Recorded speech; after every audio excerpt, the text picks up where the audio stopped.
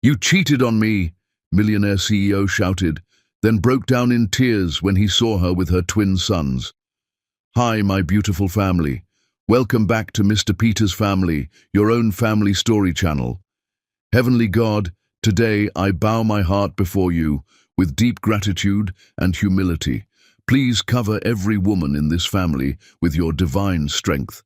Bless her body with health, her mind with peace, and her heart with courage that never breaks.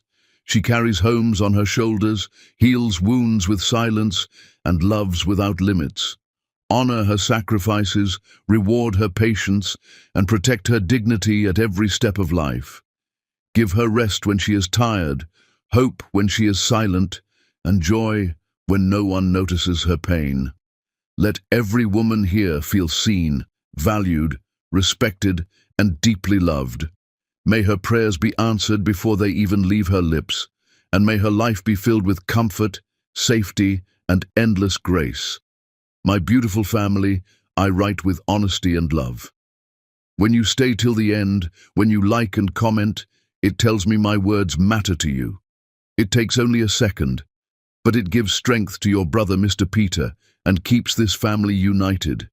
If your heart is true, like the video. If your love is real, right, I am with Mr. Peter. Let's start with love. The penthouse overlooked the city like a kingdom, but Matthew Potts felt like he was drowning in its emptiness. His father had died yesterday. The funeral had ended hours ago, but Matthew could still smell the lilies, still feel the weight of the casket he'd helped carry. His father's last words echoed in his head like a curse he couldn't shake. "Your mother saw Lisa with another man. She's carrying his baby. I'm sorry, son. I'm so sorry." Matthew stood at the floor-to-ceiling window, his reflection ghostly against the night sky.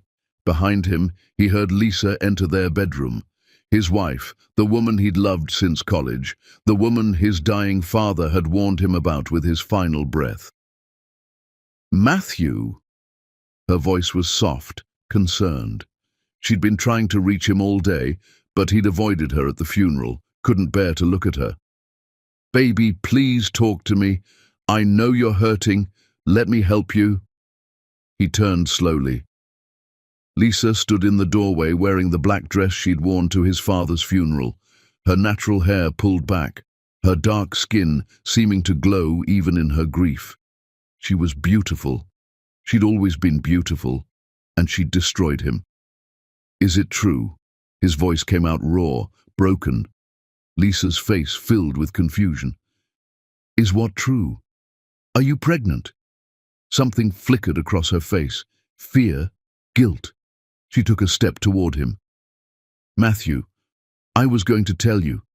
I wanted to wait until after the funeral, until you'd had time to... So it's true." The words tasted like poison. "You're pregnant." "Yes, but... is it mine?" The question hung in the air like smoke. Lisa's eyes went wide, her mouth opening in shock. For a long moment she couldn't speak. When she finally found her voice, it trembled. "What did you just ask me?" Matthew pulled his phone from his pocket with shaking hands. His mother had sent him the photos while he was at the cemetery, standing over his father's fresh grave. He'd seen them there, surrounded by mourners, and felt his world split open. He held up the phone. "My mother showed these to my father before he died. He spent his last days worrying about me, about what you were doing behind my back." Lisa stared at the screen. The photo showed her outside a medical building, a man's hand on her lower back, both of them smiling. Another showed them in what looked like a hotel lobby. A third captured them having coffee, leaning close together. "Matthew, that's Dr. Harrison. I don't want to hear his name." Matthew's voice rose, years of control shattering. "My father died worried about me. His last words were a warning about you. Do you understand that? His last words." "Your father was fed lies." Lisa moved toward him, her hands outstretched. "Matthew, please, just listen to me. Dr. Harrison is my obstetrician. I've been seeing him because I wanted to make sure everything was perfect before I told you. The hotel lobby, That's the medical plaza? The coffee? I was asking him questions about pregnancy. Matthew, I was planning a surprise. Stop. He held up his hand, backing away from her. Just stop lying. My mother showed my father surveillance footage. She showed him text messages. She had proof, Lisa. Real proof. And he died believing his son was being betrayed. Surveillance footage? Lisa's voice cracked. Matthew, whatever your mother showed him, it was edited. It was fake. You have to know that. Constance has never wanted us together. She's been trying to destroy our marriage since the beginning. Don't blame my mother for your choices. Matthew's hands clenched into fists. She loved my father. She would never lie to him, especially not when he was dying. What kind of monster would do that? The kind of monster who hates that her son married a black woman from the wrong side of town. Lisa's composure finally broke, tears streaming down her face. Matthew, I love you. I have never been with anyone else. This baby, these babies, they're yours. They're ours. Babies? The word hit him like a physical blow. I'm carrying twins. Lisa's hand moved to her stomach, protective, desperate. I found out last week.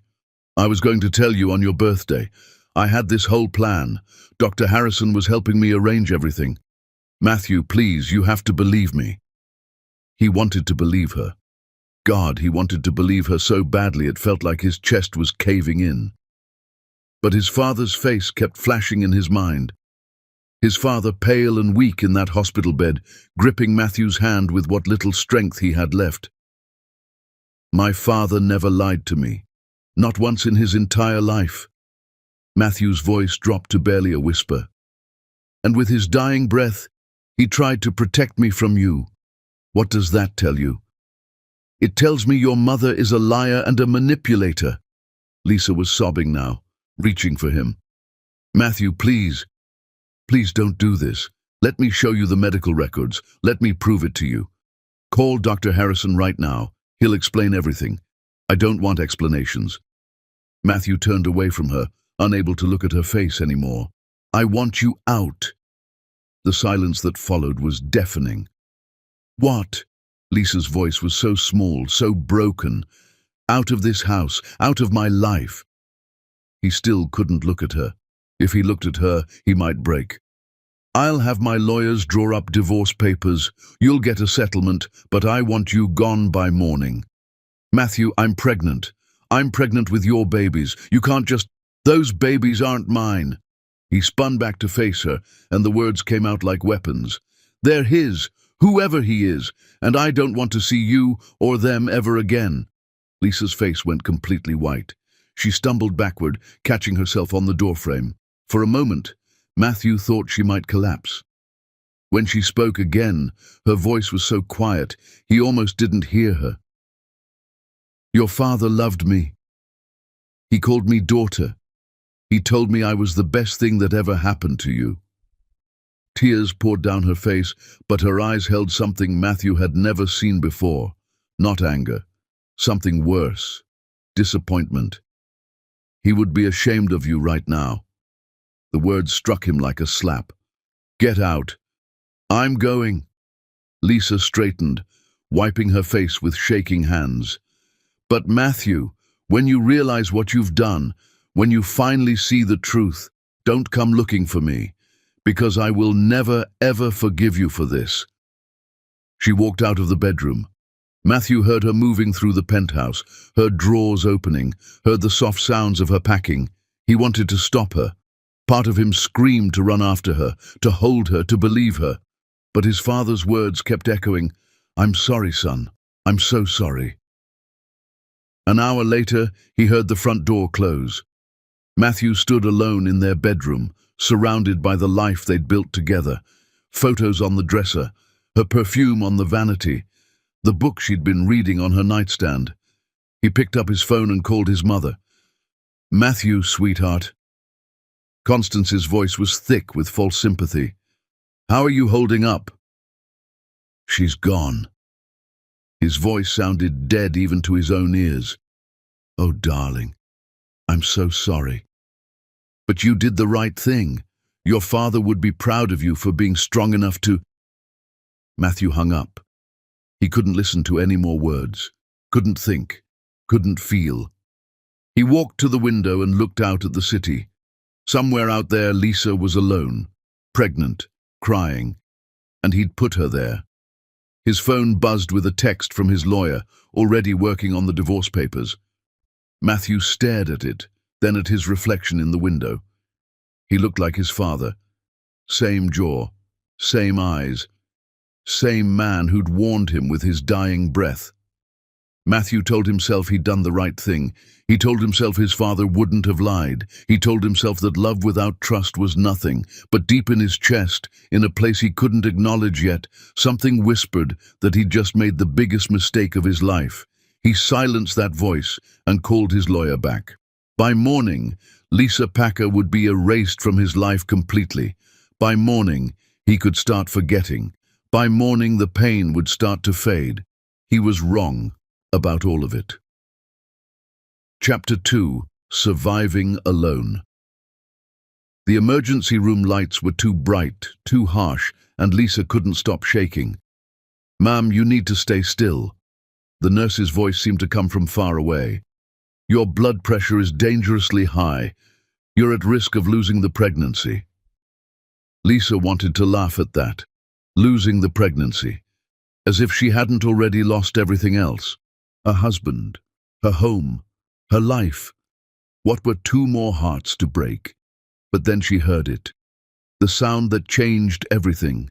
Through the ultrasound machine came two tiny heartbeats, rapid and strong, fighting to survive, just like she was.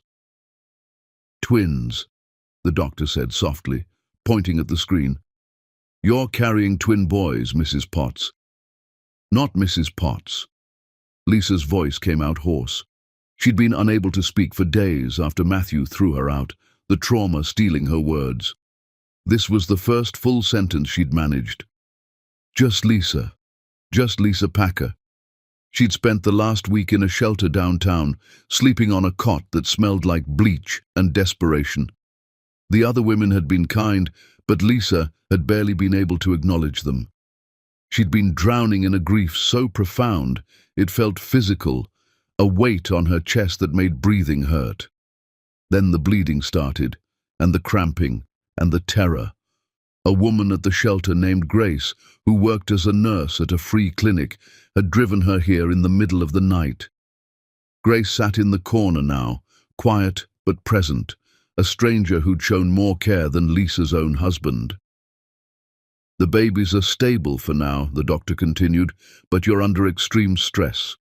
Your body is trying to protect itself, which means it might reject the pregnancy. You need complete bed rest, no work, no stress, proper nutrition. Do you have somewhere safe to stay?" Lisa thought of the shelter, thought of the cot, thought of the noise and the chaos and the impossibility of rest. "Yes," she lied. The doctor didn't look convinced, but he nodded. "I'm prescribing medication to help stabilize the pregnancy. Take it religiously. And Miss Packer, if you experience any more bleeding, you come straight back here. Understood?" Lisa nodded, staring at the ultrasound image the technician had printed for her. Two tiny shapes, barely visible, fighting for their chance to exist. Grace drove her back to the shelter as dawn broke over the city. The streets were empty, the world quiet, and Lisa felt like a ghost haunting her own life. "You need to eat," Grace said, pulling into a drive-through. She ordered without asking Lisa what she wanted, just got her a meal, and insisted she eat it. "Those babies need nutrients." Lisa forced down the food, tasting nothing. Her phone sat dead in her purse. She'd turned it off after Matthew's lawyer had called to discuss the divorce settlement. The lawyer had been cold, efficient, explaining that Matthew was willing to be generous if Lisa signed quickly and quietly. Generous. As if money could replace a home, a marriage, a father for her children. I need to find work, Lisa said as they pulled up to the shelter. I can't afford the medication, can't afford anything. You heard the doctor. Bed rest means bed rest. Grace turned to face her, and Lisa saw something fierce in the older woman's eyes. I've seen women lose babies from stress. I've held their hands while they bled out their futures. You will not be one of them. I don't have a choice. There's always a choice. Grace reached into her bag and pulled out a laptop, old but functional. My daughter left this when she moved out. You know computers? I have a business degree. Had a career before I married Matthew. Lisa's voice turned bitter. I gave it up to support his company, to be the perfect wife his mother hated. Then use that degree. Grace placed the laptop in Lisa's hands. The shelter has internet. You lie flat, you rest those babies, and you find a way to work from that cot. You're smart. You're educated. Don't let that man take that from you, too. Lisa looked at the laptop, then at Grace. Why are you helping me? Because I was you once. Grace's voice went soft. Different man, same story. He threw me out when I was pregnant, told me the baby wasn't his. My daughter is grown now and she's never met her father. But we survived. We built a life, and you will too. The shelter was waking up when they walked in. Women shuffling to the communal bathroom. Children crying, the smell of institutional coffee and yesterday's hope. Lisa went to her cot and lay down, the laptop beside her. She stared at the ceiling, at the water stains that looked like maps to nowhere, and felt the babies move inside her. Tiny flutters, small miracles.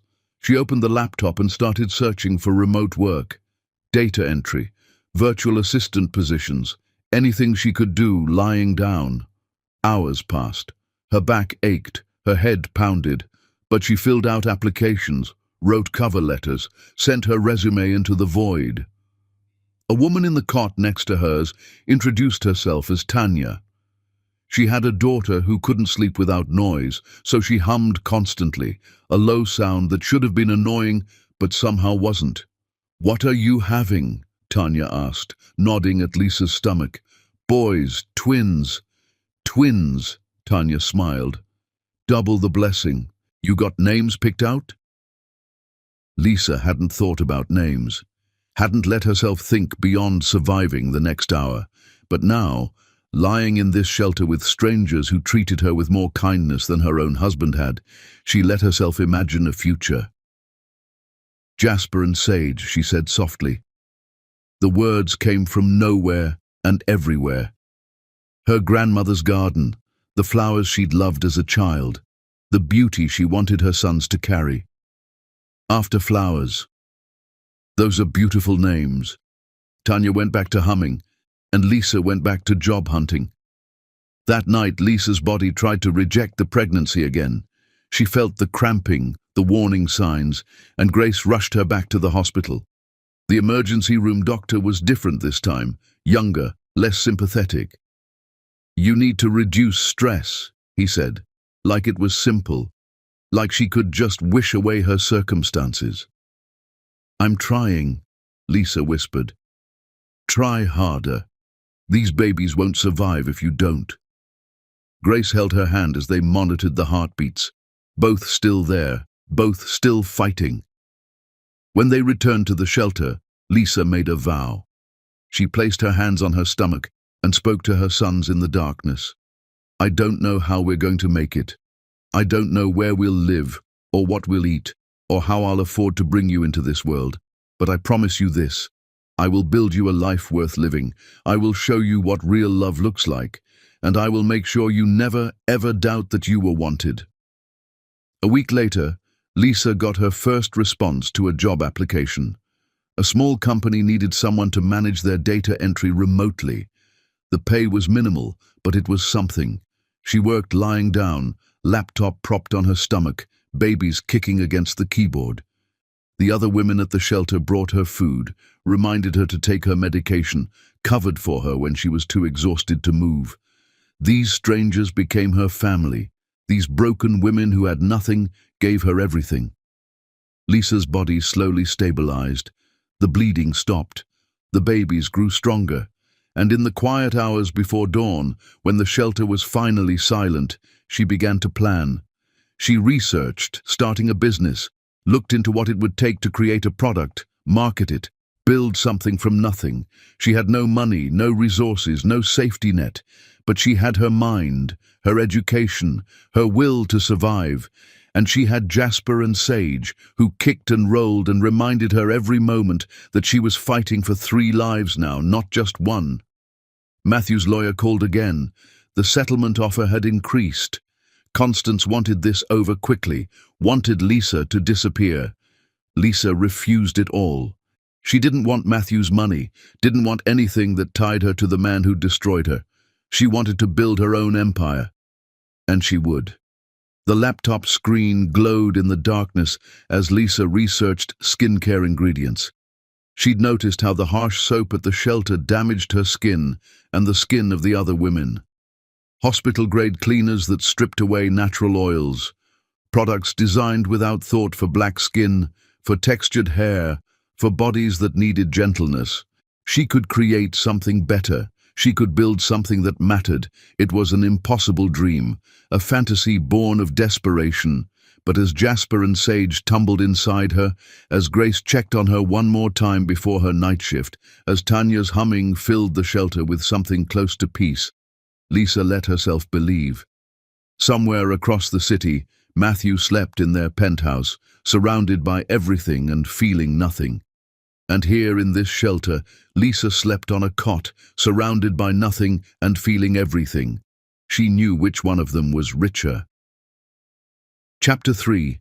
The Impossible Rise. Lisa's water broke in the middle of the night, alone in Dr. Thompson's borrowed apartment.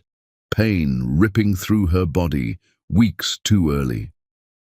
Grace got her to the hospital in time to hear the words that stopped her heart. "We need to deliver now. The babies are in distress."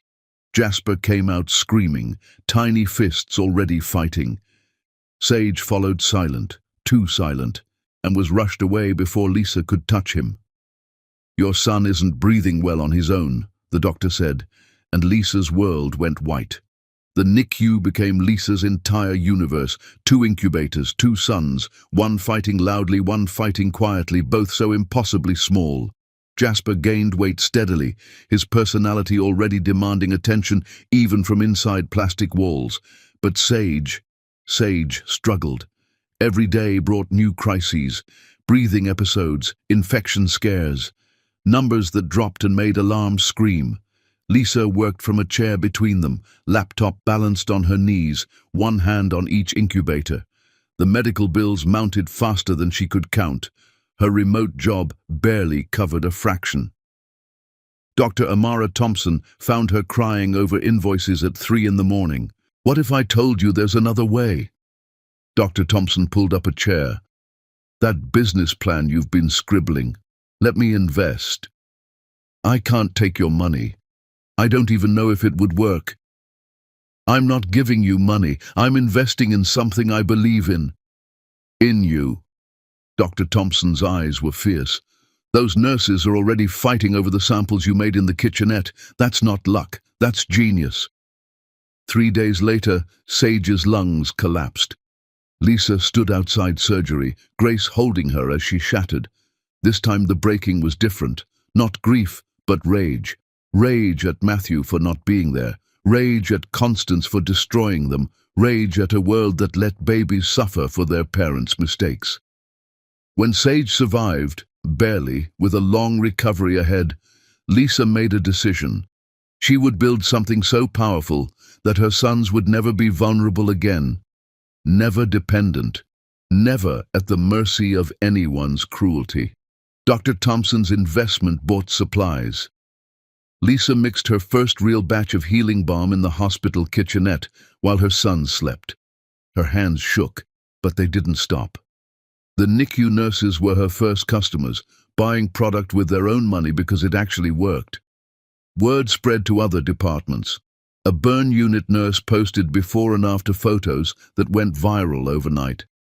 Orders flooded in. Lisa packaged products between feeding Jasper and monitoring Sage's oxygen levels, shipped boxes from the hospital mailroom, built an empire from a chair beside plastic incubators. When the twins finally came home after 8 weeks, they came home to possibility. Dr. Thompson's spare bedroom became a nursery. Her living room became a factory. Her kitchen became a laboratory. Lisa worked in stolen hours, while the babies slept, while they ate, in the minutes between crises. Jasper was easy, loud, demanding, clear about what he needed. Sage was harder, quiet, watchful, his NICU trauma showing in how he startled at sudden sounds, how he needed Lisa's hand to sleep, how anxiety lived in his small body, but they were alive. They were hers, and they were enough. Grace retired from nursing to help full-time. They hired women from the shelter, single mothers who needed chances like Lisa had needed chances. Packer Beauty became a movement, not just a company. A small retailer called, then a larger one, then national interest that made Lisa's head spin. She negotiated every deal with babies on her hip, exhaustion in her bones, and steel in her voice. Never apologizing, never backing down, never accepting less than her company deserved. The medical debt was crushing, a shadow over every victory. But she paid it down, dollar by dollar, refusing to let it break her. And every time she wanted to quit, she looked at her sons. Jasper, with his fierce laugh that filled rooms. Sage, with his gentle soul that saw everything. She'd built this for them. She'd build anything for them. Across the city, Matthew's company hemorrhaged money and talent. His CFO walked out mid-quarter. 3 board members resigned in one day. Investors pulled funding with carefully worded emails about shifting priorities. He didn't understand. The strategies that had always worked suddenly failed. The instincts that had made him millions now lost them. What he didn't know, what he'd never known, was that Lisa had been his secret weapon. Her financial mind seeing patterns he missed, her strategic thinking preventing disasters before they formed, her ability to read people and markets and futures. Without her, he was just another mediocre businessman who'd gotten lucky, and his luck had run out. Matthew sold the penthouse, moved to a small apartment, watched his empire crumble like sandcastles at high tide. Lisa didn't think about Matthew anymore. Didn't wonder or worry or waste energy on ghosts. She thought about her sons, her company, her future. The past was dead. She'd buried it between heartbeats and hospital machines. And from that grave, she'd grown something beautiful, something that was entirely, completely hers. Chapter 4. Building the Empire. "Mama, Sage is hogging the tablet." Jasper's voice carried from Lisa's office couch to her desk, where she was supposed to be reviewing quarterly projections. Lisa looked up from spreadsheets that showed Packer Beauty's explosive growth, numbers that still made her dizzy sometimes, to see her sons in their usual battle. Jasper, all wild energy, was trying to grab the device. Sage, quieter but stubborn, held it close to his chest. They were 6 now, so different from the fragile NICU babies they'd been, yet still carrying traces of those early struggles. 15 minutes each. "Jasper, you can wait." Lisa's CEO voice worked on her kids better than her mum voice sometimes. "But he's had it forever." Jasper threw himself dramatically on the couch, one arm over his eyes like a tragic hero. The performance would have been funny if he wasn't kicking his feet against the cushions. Sage pressed closer to Lisa's side, tablet still clutched tight. He was smaller than Jasper, his frame showing what those early weeks had cost him. The anxiety that had been born in the NICU still lived in him, in how he needed control over small things, routines, Lisa's constant presence. "What are you working on, baby?" A drawing. Sage's voice was soft, hopeful. "Of our family. You, me, Jasper, Grace, Dr. Thompson, everyone who stayed." Lisa's heart squeezed. Everyone who stayed. The words held everything they'd survived. The investor meeting waiting downstairs didn't matter. The $1 million deal didn't matter. This, Her sons safe and arguing over tablets. This was what mattered. Her assistant knocked. "Miss Packer, they're ready for you." The meeting went like they always did now. Companies courting her, retailers begging to carry her products, everyone wanting a piece of what she'd built from shelter cots and hospital chairs. Lisa negotiated hard, never forgetting where she'd come from, never letting anyone treat her success as luck rather than earned. Afterward, Grace found her staring out the window. "You're exhausted," Grace said simply. No judgment, just fact. "I can't slow down. The moment I slow down..." "You're not in that shelter anymore, Lisa. You're not fighting to survive. You've survived. You've won." But had she? Lisa looked at her sons, now drawing together, Jasper having gotten his turn and immediately losing interest. She'd built an empire, created stability, given them everything material, but she was always tired, always working, always proving something to ghosts. Her phone rang. Unknown number. "Miss Packer, Daniel Cruz from the Business News Network. We'd love to feature you in our Women in Business segment. Your story, from homelessness to CEO, it's exactly what we're looking for." National television. The exposure could take Packer Beauty to another level entirely. "I'd be honored." They scheduled it for next month. Lisa hung up and felt ice flood her veins. National television meant visibility. Visibility meant Matthew might see her. For years, she'd existed in circles he'd never touch, building her world far from his ruins. But this changed everything. Grace watched her face. "What's wrong?" "He might see the interview, find us." "Then he finds you powerful and successful. He finds out what he threw away." Grace's voice softened. "But more than that, he finds out he has sons. You ready for that?" Lisa wasn't sure she'd ever be ready. That night, putting the boys to bed felt heavier. Jasper fell asleep mid-sentence, sprawled across his bed with his favorite dinosaur clutched in one hand, mouth open, drooling onto his pillow. Sage needed longer, needed Lisa beside him, her hand rubbing circles on his back. "Mama?" His voice was small in the darkness. "Why don't we have a dad?" The question came sometimes, usually at night when Sage's anxiety was highest. "Because your father made a choice a long time ago, a bad choice." "What choice?" "When you're older, I'll explain everything, I promise." "Jasper says we don't need a dad because we have you, but sometimes I wonder what it would be like if he ever thinks about us." Lisa pulled Sage closer, feeling her heart break and rebuild simultaneously. "Whatever your father thinks or doesn't think, it doesn't change the truth. You are wanted. You are loved. You are my whole world." Sage relaxed against her, breathing evening out into sleep. But Lisa lay there longer, thinking about Matthew for the first time in years. Did he ever wonder? Did he ever regret? Did he know what he'd destroyed? She pushed the thoughts away. Matthew was her past, a painful chapter in a story that had moved far beyond him. She had everything she needed right here. Her sons, her company, her hard-won success. So why did some part of her still feel like something was missing? Like there was a hole she couldn't name, couldn't fill, couldn't heal, no matter how much she built or achieved or proved? Across the city, Matthew stared at eviction notices and final warnings. The company was gone, sold for nothing to cover debts. The apartment would be next. Everything he'd built had turned to ash. He'd discovered his mother's lies years ago, found the Photoshop expert, the fake surveillance, the elaborate web of deception. He'd cut Constance out completely, but the damage was permanent. Lisa was gone. His father was dead. His life was ruins. He'd searched for her for years, hired investigators who found nothing, followed dead ends that led nowhere.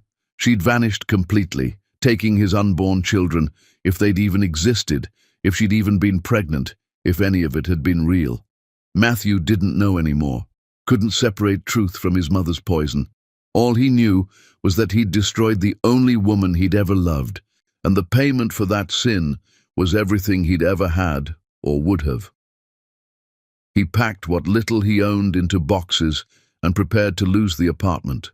Rock bottom was coming, and he had no idea it would be the beginning of something else entirely.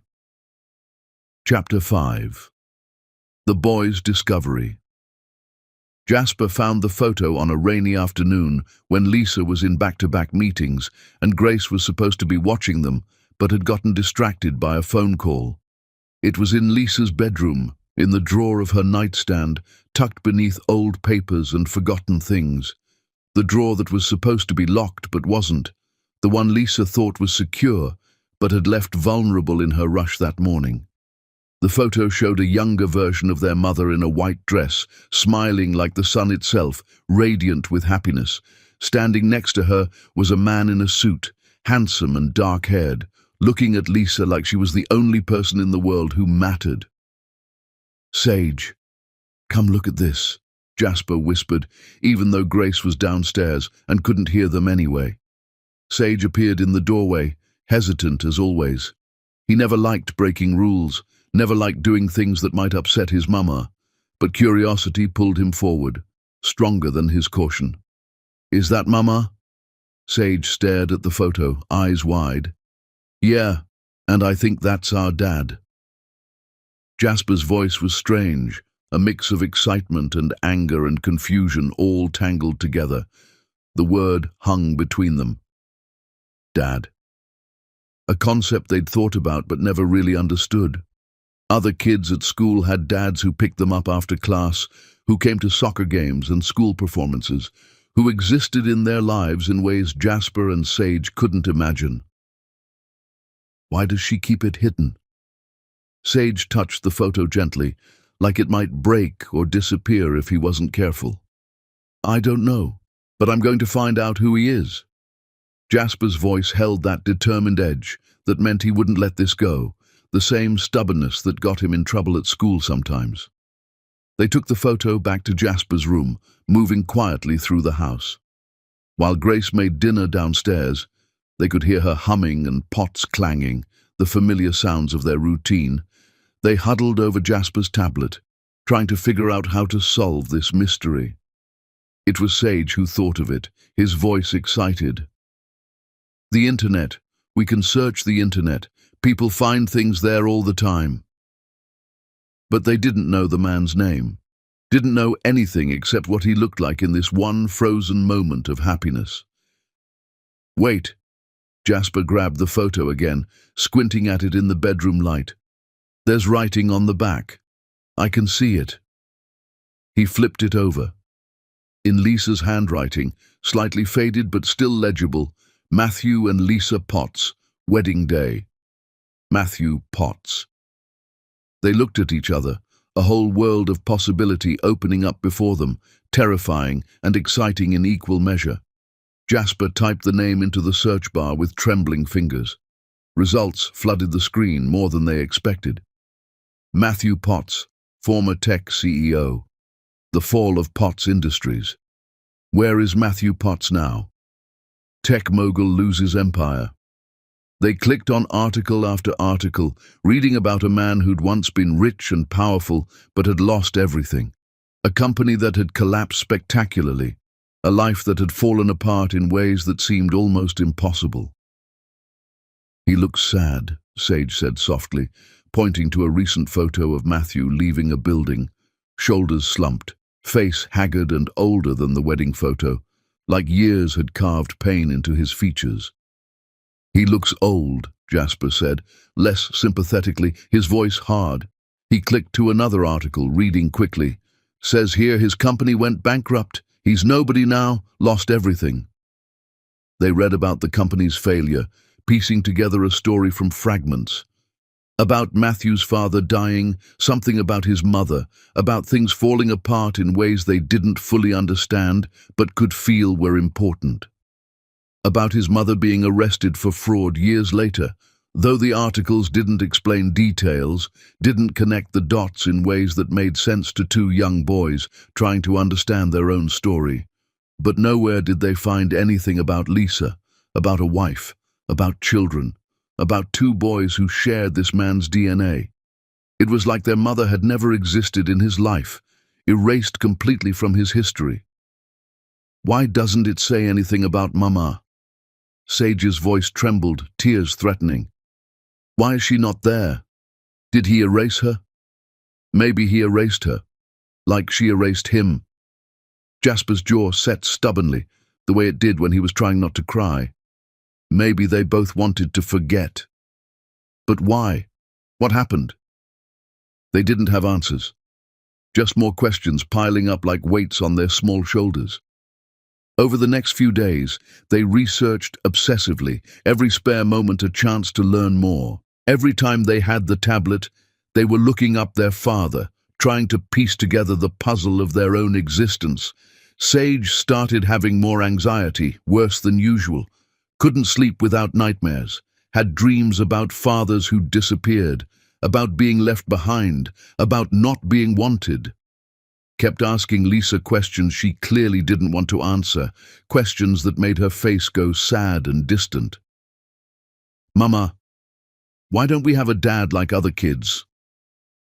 Lisa would get this look on her face, sad and far away, like she was seeing ghosts.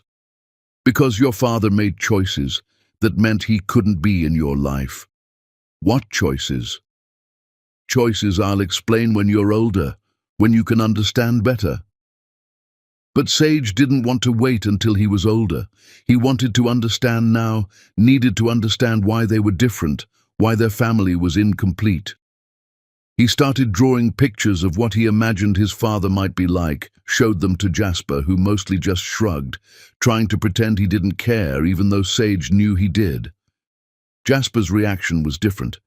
He became angry, defensive, started getting into fights at school with kids who talked about their dads, who complained about fathers who were too strict or too busy, kids who had no idea how lucky they were. We don't need him, Jasper insisted to Sage one night, fierce and hurting. We have Mama. She's worth 100 dads. She's worth everything. But even Jasper couldn't hide his curiosity completely, couldn't pretend he didn't wonder. They found an old interview with Matthew, from before everything fell apart, from when he'd been successful and confident. He talked about business, about vision, about building something that mattered and would last. He sounds smart, Sage admitted quietly. He sounds like he thinks he's smart, Jasper countered, but his voice was uncertain. Besides, smart people don't throw away their families. Smart people don't hurt people the way he must have hurt Mama. One night, Lisa caught them. She'd come to say goodnight, like she always did, and found them both on Jasper's bed, tablet between them, Matthew's face frozen on the screen mid-sentence in some interview. The look on her face made Sage's chest hurt, made him want to take it back, to unsee what they'd seen.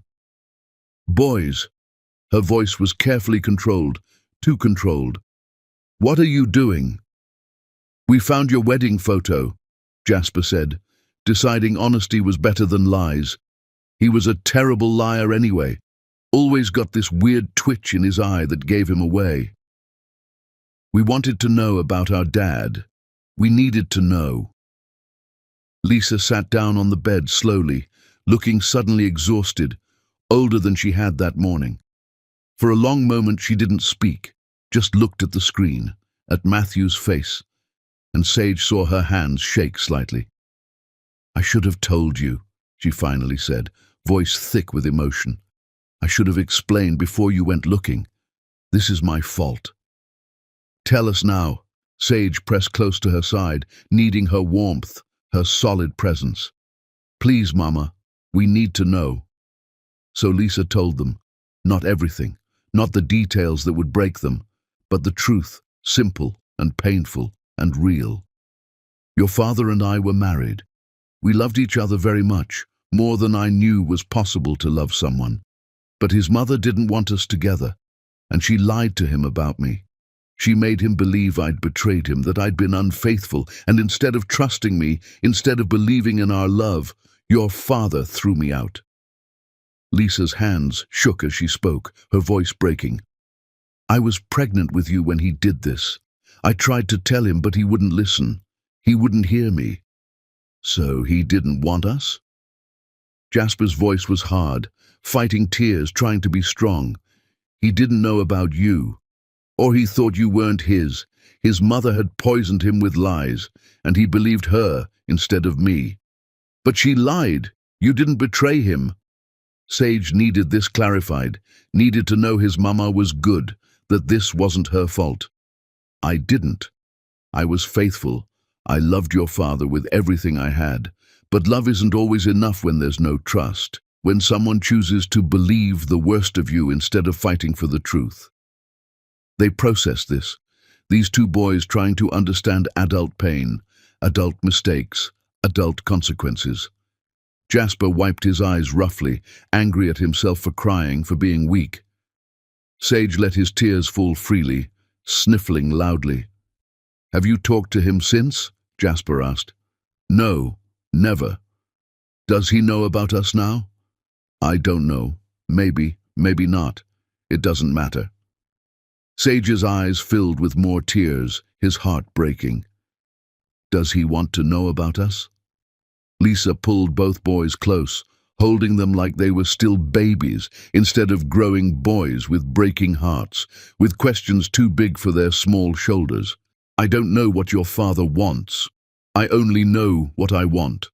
And I want you to know that his choice, his mistake, had nothing to do with your worth. You are wanted. You are loved. You are my everything, my whole world. But not his everything, Jasper said bitterly, then hiccuped from crying, which made him even more angry at himself. Lisa didn't deny it, couldn't deny it. The truth hung between them, heavy and undeniable.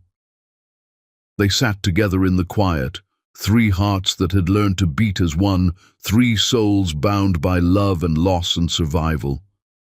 I want to meet him, Sage said suddenly, the words bursting out before he could stop them. Absolutely not. Lisa's response was immediate, fierce. Why? He's our father. Don't we have a right to know him? He's a stranger who hurt me very badly. I won't let him hurt you too. I won't let him break your hearts the way he broke mine. But what if he's changed? Sage's voice broke, desperate with hope. What if he's sorry? What if he wants to know us now?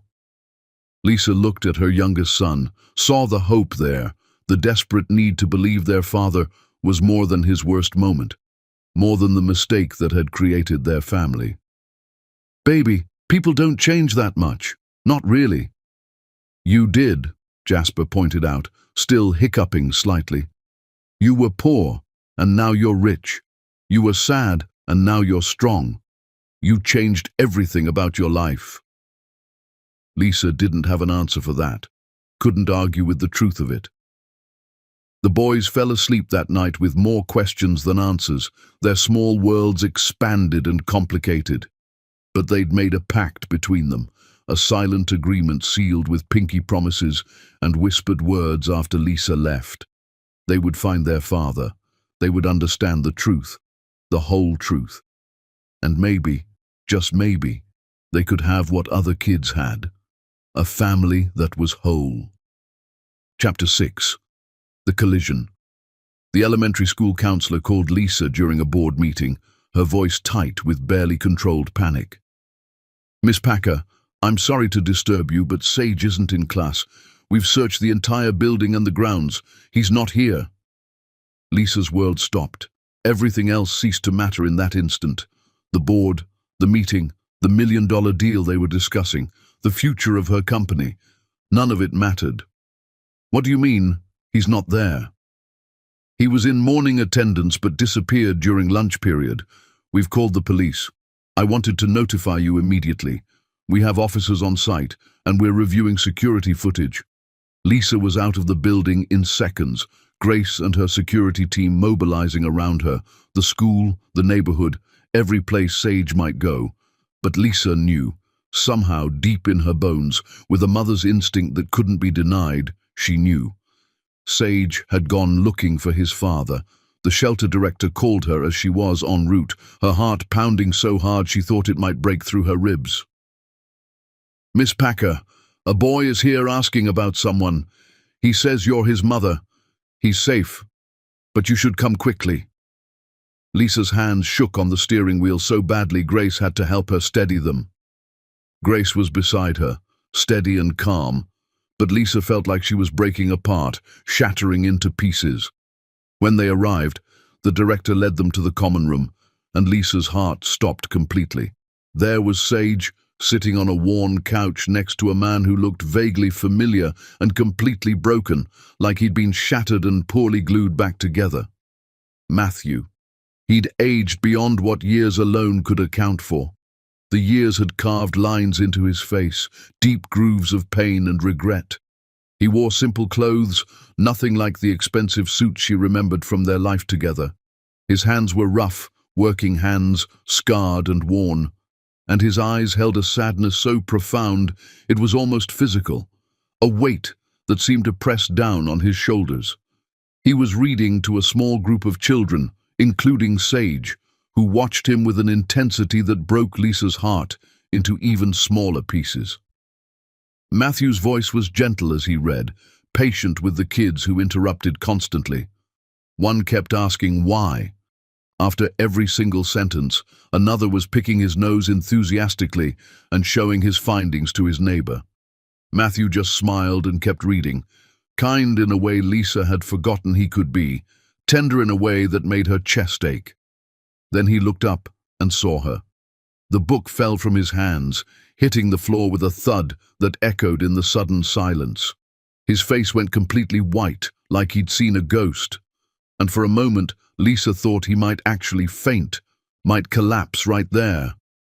"Lisa," he breathed, like a prayer and a curse combined, like a name that held his whole world. Sage jumped up, recognizing the storm on his mother's face.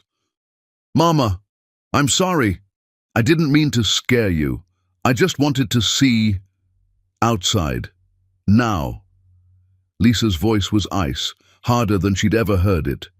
She grabbed Sage's hand, pulling him toward the door with more force than she meant to, but she couldn't help looking back, couldn't help one glance.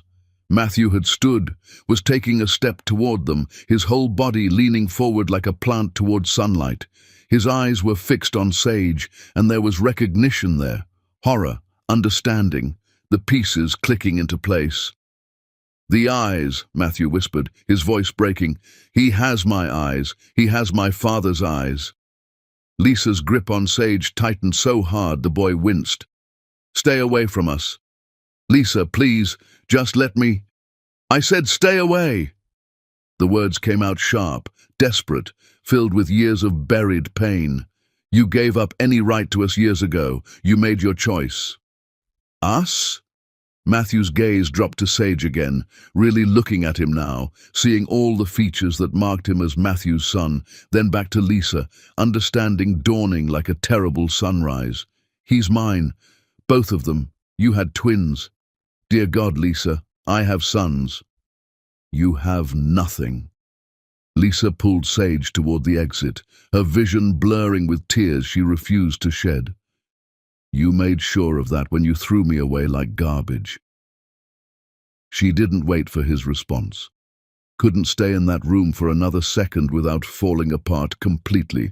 Outside, she collapsed against Grace, who'd followed them out. Sage was crying, apologizing over and over, explaining through sobs that he'd just wanted to see what his father was like, had looked up the address for the shelter online, and taken the bus by himself like a big kid, had been so careful. "He seemed nice, Mama. He was reading to kids. He was helping people. He smiled at me and asked my name, and I didn't tell him who I was, but I think he knew anyway because he kept looking at me strange. Maybe he's changed. Maybe he's different now." Lisa wanted to scream that people don't change, that Matthew had destroyed her when she was most vulnerable, when she'd needed him most. That nice didn't erase cruelty, that kindness now didn't undo abandonment then, But looking at her son's desperate face, his eyes pleading for her to understand, she couldn't crush that hope completely. "Get in the car," she said quietly, her voice shaking. The drive home was silent except for Sage's occasional sniffles. Sage stared out the window, tears streaming down his face, leaving tracks on his cheeks. Lisa gripped the steering wheel so hard her knuckles went white, her whole body shaking with emotion she couldn't name. When they got home, Jasper was waiting, having heard everything from Grace's quick phone call explaining the situation. "You went to see him?" Jasper's face was furious, betrayed. "Without me?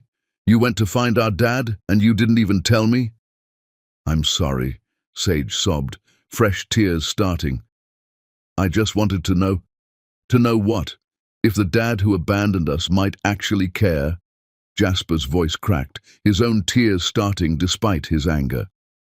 "He doesn't, Sage. He made that clear when he threw Mama away." "You don't know that. You didn't see him. He looked sad, Jasper.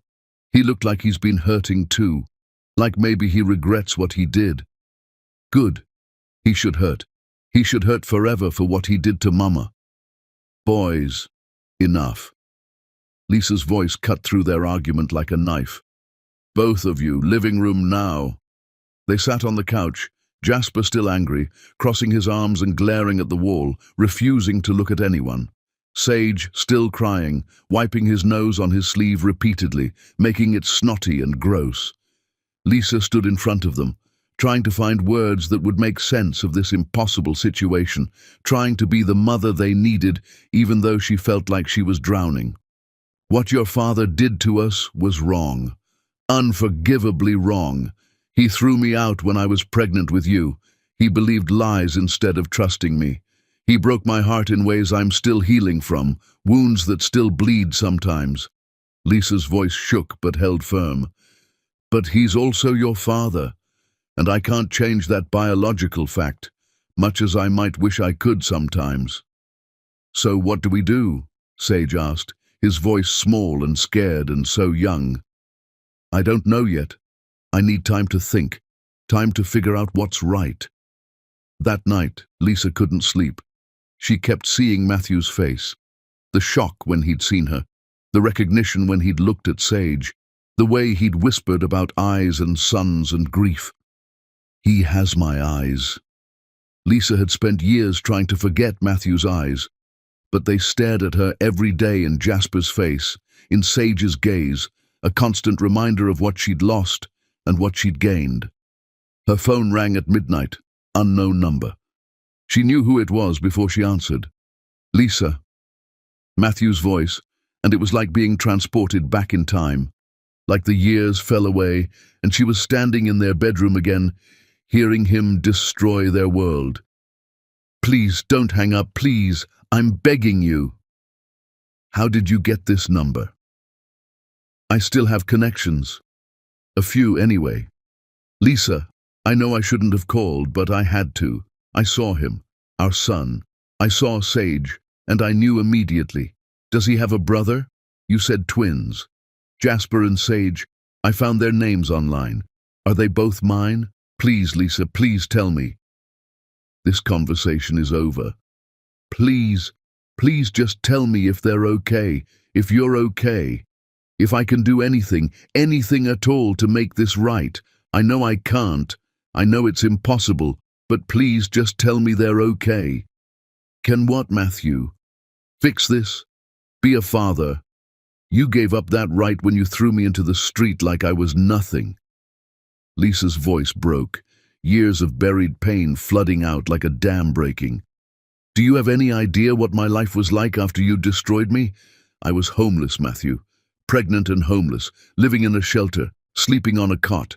I gave birth in a hospital I couldn't afford. My sons, our sons, spent weeks in the NICU, fighting to survive while I worked from a chair beside their beds to pay medical bills that are still crushing me. And you want to know if they're okay?" The silence on the other end was absolute, stretching so long Lisa thought he'd hung up. "I didn't know," Matthew finally said, and he sounded wrecked, destroyed, barely holding together. Lisa, I swear on everything I hold sacred, I didn't know. If I had known, if I had any idea, but you didn't care enough to find out. You made your choice. You chose your mother's lies over your wife. You chose pride over trust. You chose to believe the worst of me instead of fighting for us, instead of believing in what we had. Lisa was crying now, years of buried pain flooding out. And now you see one of your sons by accident, and suddenly you care.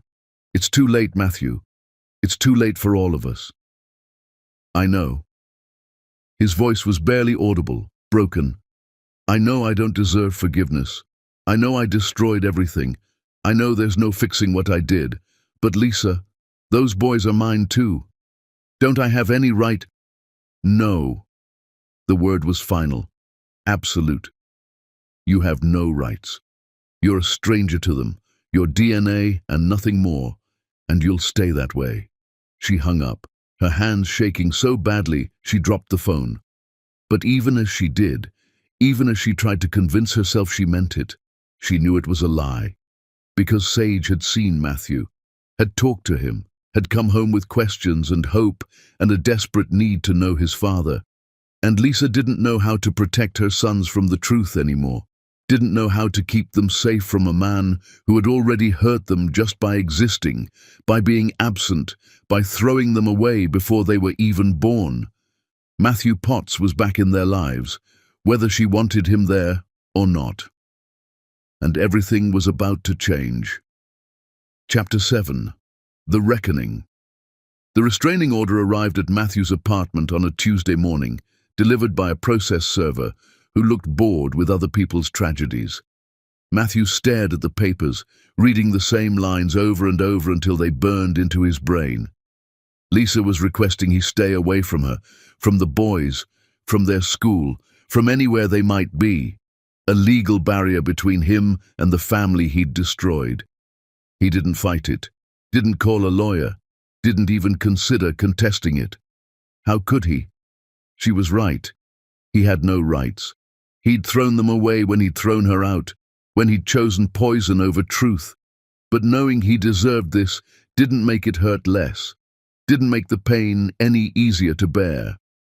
The shelter director found him in the kitchen an hour later, staring at nothing, the papers still clutched in his hands. "Everything okay, Matthew?" "I saw my sons yesterday." The words felt surreal, impossible. "I didn't know they existed until one of them walked into this building looking for me." The director sat down heavily, the chair creaking under his weight. "The Packer twins. I should have seen it. They have your face, your features. It's obvious now that I know. Lisa has a restraining order against me now. I can't go near them, can't see them, can't be part of their lives in any way." "Can you blame her after what you did?" "No." Matthew folded the papers carefully, his hands surprisingly steady. "I blame myself. For everything. For all of it." He went through his day mechanically, moving like a robot through familiar motions. Served meals to people who needed them. Helped with job applications for men trying to rebuild their lives. Read to children who weren't his and never would be, who had fathers who loved them or fathers who'd failed them but were trying. But his mind was on Jasper and Sage, the names he'd learned from desperate internet searching the night before, lying awake in the dark, looking at every photo he could find, trying to piece together the lives of the sons he'd never known. His sons, living, breathing proof of everything he'd destroyed. At home that night, Matthew pulled out the box he kept hidden in his closet, the one he'd never been able to throw away. Inside were Lisa's things, the few items she'd left behind in her hurried escape. A hair tie that still smelled faintly like her. A book she'd been reading, bookmark still in place. A photo of them at the beach, happy and whole and impossibly young. He'd kept them all these years, unable to let go completely, holding on to ghosts. Now he added something new. A printout of Sage's school photo he'd found online through the school's public directory, feeling like a stalker but unable to stop himself. The boy stared at the camera with serious eyes, so much like Matthew's own that it hurt to look at, like seeing his own past reflected back. Where was Jasper's photo? He'd searched, but found nothing. The school directory only showed one twin. Why? Matthew stayed up all night researching everything he could find about Lisa Packer, the articles about her company, the interviews where she talked about overcoming adversity, about building something from nothing, the success story that made him sick with pride and shame and regret all mixed together until he couldn't separate one emotion from another. She'd built an empire from nothing while he'd watched his crumble into dust. She'd raised their sons alone while he'd wallowed in self-pity and regret. She'd survived his cruelty and become something magnificent, something powerful, something that should have been impossible, and he'd become nothing, less than nothing. Days passed. Matthew respected the restraining order, didn't try to contact Lisa or go near the boys, stayed away from their school, their home, anywhere they might be. But he couldn't stop thinking about them, couldn't stop seeing Sage's face, couldn't stop wondering about Jasper. Then Grace appeared at the shelter. He recognized her immediately, though he couldn't place from where at first. Then it clicked. The hospital, maybe. The shelter from before. She walked up to him directly, no hesitation, her face hard. "Matthew Potts?" "Yes." "I'm Grace. I was Lisa's friend when she lived here, when you threw her out and she had nowhere to go." Grace's voice was hard but not cruel, factual. "I held her hand when she almost lost those babies, multiple times. I drove her to the hospital when she was bleeding out her pregnancy, when her body was trying to reject your sons because of the stress you'd caused. I watched her build a life from absolutely nothing while you had everything." Matthew felt like he might be sick, his stomach churning. "Why are you telling me this?" "Because Lisa won't. Because those boys deserve to know the truth about what they survived. And because despite everything, despite all the reasons I should hate you, I think you deserve to know what your choices cost." Grace pulled out her phone, showed him photos that made his vision blur. Lisa in the shelter, visibly pregnant, exhausted beyond measure. "This is what you did to her. This is your legacy." "I know." Matthew's voice broke completely. "I know, and I can never fix it. I know I destroyed her. I know what I did. No, you can't fix it. The damage is permanent, but you can face it. You can own what you did instead of hiding from it." Grace put her phone away. "Those boys are asking about you. Sage especially. He wants to know his father. He has this idea that maybe you're good, that maybe you made a mistake, but you're sorry. Lisa has a restraining order. Lisa is terrified you'll hurt those boys the way you hurt her. Terrified you'll let them love you and then throw them away when it gets hard, or when someone tells you lies about them. Prove you won't. Prove you've changed. Prove you're worthy of knowing them." Grace started to leave, then turned back. "And Matthew? Those boys spent weeks in the NICU. Sage almost died multiple times because Lisa couldn't afford his medicine and was trying to start her business to support them. You want to know your sons? Start by understanding what they survived despite you, what Lisa sacrificed to keep them alive." She left Matthew standing there, drowning in guilt and grief and a pain so profound he couldn't breathe. That night, he made a decision that would change everything. He couldn't contact Lisa directly, couldn't violate the restraining order, couldn't force his way into their lives, but he could show her, through actions instead of words, through choices instead of promises, that he'd changed. Matthew sold everything he had left, the furniture that filled his small apartment, the car he barely drove anymore, everything of value, everything he owned. He donated every cent to Lisa's foundation for single mothers, the one she'd built to help women in situations like hers, women who'd been destroyed and were trying to rebuild. He enrolled in therapy, real therapy, with a professional who specialized in trauma and grief, to deal with his father's death and his mother's manipulation, to understand why he'd been so quick to believe lies, so willing to destroy his own happiness, so ready to choose poison over truth. He started a program at the shelter called Second Chance Fathers, helping men who'd abandoned their children find ways to make amends, to rebuild bridges they'd burned, to become the fathers they should have been. He told his story in the group every week, held nothing back, exposed every wound and mistake. I accused my wife of cheating when she was pregnant with my sons. I threw her into homelessness when she needed me most. I chose my mother's poison over my wife's truth. I believed lies because it was easier than fighting. I have no excuses. I deserve nothing. I am nothing. He looked at the other fathers, saw his own pain reflected back in their faces. But if you still have time, if your kids will still see you, if there's any chance at all, fix it. Don't be me. Don't waste your life living with regret that eats you alive every single day. Word spread about the program. Local media covered it, did stories about redemption and second chances. And inevitably, a national news outlet requested an interview, wanted him to share his story, to help other fathers. Matthew knew Lisa might see it, knew it might look like he was trying to manipulate her, trying to force his way back into her life through public sympathy. But he did it anyway, because maybe helping others was the only redemption available to him, the only way to balance the scales even a tiny bit. The interview aired on a Thursday night. Matthew sat in his apartment, watching himself on television, telling the world about his failures, his mistakes, his sins. I destroyed the woman I loved because I didn't trust her. I have 2 sons who don't know me, who don't know I exist beyond a name on paper. I threw away everything that mattered because I was too proud, too stupid, too broken to fight for it. And I live with that every single day, every single moment. Do you hope to reconcile with your family?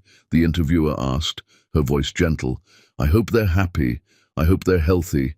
I hope they never have to experience the kind of pain I caused, the kind of destruction I brought into their lives. Matthew looked directly at the camera, his eyes wet. If my sons ever see this, if they ever hear these words, I'm sorry. I'm sorry I wasn't there. I'm sorry I hurt your mother in ways that can never be healed. I'm sorry for everything. You deserved better. You deserved a father who fought for you, who believed in you, who was there, and I failed you before you were even born. The interview ended. Matthew turned off the television and sat in the dark, alone with his regrets. Across town, Lisa had been watching. She'd seen every moment, heard every word, felt every confession like a knife. And for the first time in years, she allowed herself to wonder, just for a moment. What if Matthew had actually changed? What if people could grow, could become better, could earn redemption? What if? Chapter 8. Constance's Destruction. The woman standing outside the boys' school was older, elegant, and terrifyingly familiar in a way that made Lisa's blood run cold. Lisa saw her through the car window as she waited to pick up Jasper and Sage. Constance Potts, perfectly coiffed and poison-dressed as respectability, talking to the school secretary like she had every right to be there, like she belonged in their world. Lisa was out of the car in seconds, her heart pounding with rage and fear. "What are you doing here?" Constance turned, and her smile was all venom, all cruelty, hidden behind expensive cosmetics. "Lisa, you look well. Success agrees with you. You've certainly come up in the world. I asked what you're doing here. I came to meet my grandsons. I have rights, you know. They're my blood. You have nothing." Lisa moved between Constance and the school entrance, her body a barrier. "You're the reason your son threw me out. You fabricated evidence. You destroyed lives. You have no rights to my children. No rights at all. Our grandchildren are still family, whether you like it or not. Biology doesn't lie, dear." Lisa pulled out her phone, dialed security with shaking fingers. "I'm calling the police. You're trespassing, and if you come near my sons again, I'll have you arrested." I'll do whatever it takes to keep you away from them. On what grounds? I'm an old woman wanting to meet her grandsons. What crime is that? On the grounds that you're a fraud and a liar, and I can prove it. Lisa's voice was steel. Every lie you told, every piece of evidence you fabricated, I can prove all of it. Something flickered in Constance's eyes. Fear. Real fear. You're bluffing. You have nothing. Try me. School security arrived, along with the principal. Constance was escorted off the property with warnings about trespassing, about harassment, about restraining orders. But Lisa knew this wasn't over. Constance wouldn't give up that easily. That night, after the boys were asleep, Jasper snoring softly, one leg hanging off the bed as always, Sage curled up with his stuffed elephant safe in their beds, Lisa called her lawyer. I want everything you can find on Constance Potts, every lie she told, every piece of evidence she fabricated, every crime she committed. I want proof that will stand up in court, proof that will destroy her. Lisa, is this wise? Opening this back up, going after her directly. She came to my son's school. She tried to meet them without my permission, tried to force her way into their lives. This ends now. I don't care what it costs. The investigation took weeks.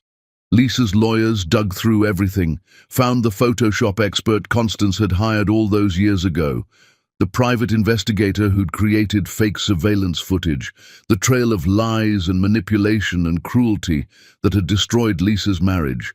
It was all there, documented, provable, irrefutable.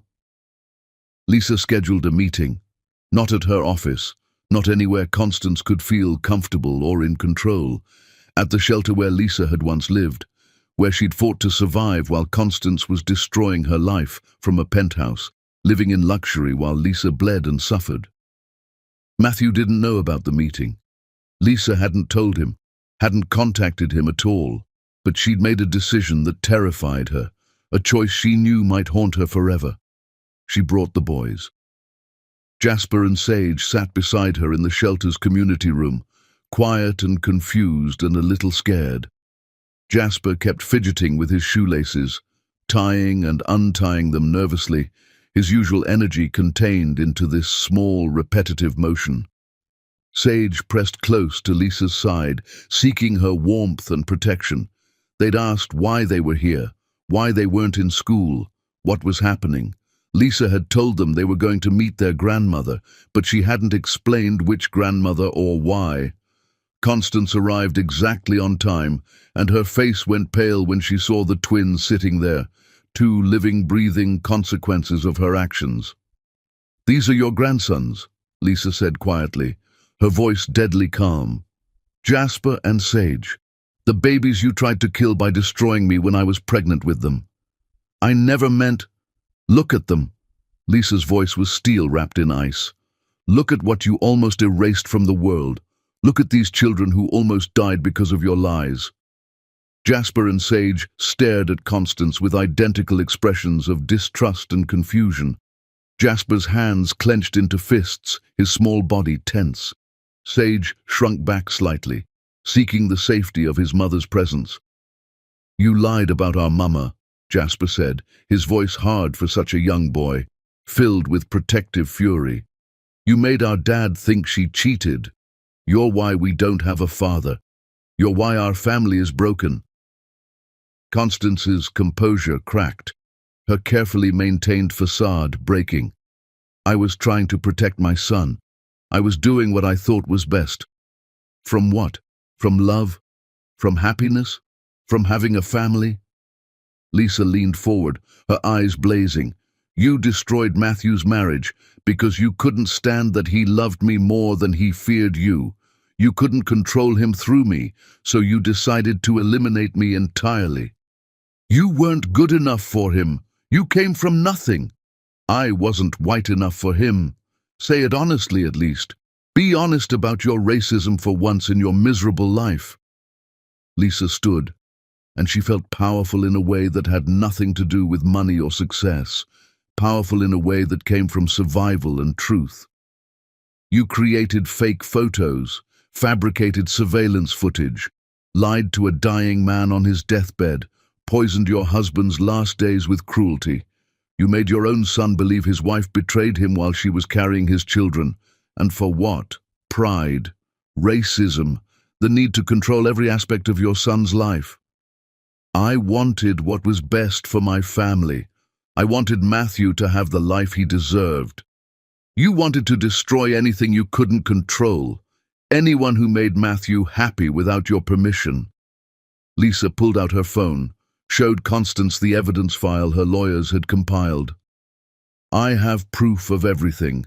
The Photoshop expert you hired, his full testimony, the private investigator who faked the surveillance, his signed statement, the paper trail of your lies, every email, every payment. I could have you arrested right now for fraud, for falsifying evidence, for conspiracy. I could destroy you the way you tried to destroy me. Constance's face went completely white, all the blood draining away. You wouldn't. You're bluffing. I should. God knows you deserve prison for what you did, deserve to lose everything like I lost everything. Lisa looked at her sons, at these beautiful boys who existed despite Constance's best efforts to prevent them, to erase them before they were even born. But I'm going to give you a choice instead. One chance at something better than you deserve. What choice? You sign a full confession, every lie, every piece of fabricated evidence, everything you did to destroy my marriage, to hurt me, to poison your son against me. You apologize to Matthew for what you did to him, for using his father's death to manipulate him, for destroying his happiness, and then you disappear from our lives completely. You stay away from me, from my sons, from Matthew. You cease to exist for us. And if I refuse? Lisa made a call. Police officers entered the room, summoned by her earlier arrangement with the department, ready to make arrests. Then I press charges, every single one I can. You spend what's left of your miserable life in prison, and your grandsons grow up knowing their grandmother was a criminal who tried to destroy their mother, who cared more about control and racism than about family or love or truth. Constance looked at the boys, really looked at them for the first time, saw Jasper's defiant stare, protective and fierce, saw Sage's fearful eyes, vulnerable and young, and something in her face shifted, some crack in the armor. Maybe it was guilt, maybe it was fear of prison, maybe it was the first hint of actual remorse, of understanding what she'd done. I didn't know, she whispered, her voice small and broken. I didn't know you were pregnant. I didn't know about them. If I had known, would it have mattered? Lisa asked, her voice cutting. Would you have cared about 2 babies, or would you have just worked harder to erase them? Be honest with yourself if no one else. The silence answered the question better than words ever could. Constance signed the confession, every detail, every lie, every manipulation and cruel calculation. The lawyer witnessed it, made it legal and binding, a document that could destroy her if she ever tried to hurt them again. Then came the hardest part. Constance had to face Matthew, had to confess her sins to the son she'd claimed to love. Lisa had arranged for him to be here, though she hadn't told him why, hadn't prepared him. When he walked in and saw his mother, saw the boys, saw Lisa, his confusion was absolute, his face cycling through emotions too fast to track. What's going on? Lisa, what is this? Your mother has something to tell you, Lisa said quietly, stepping back. Constance looked older suddenly, diminished, all her power and confidence stripped away. She handed Matthew the confession with shaking hands. He read it slowly, his face going from confusion to horror to devastation with each line.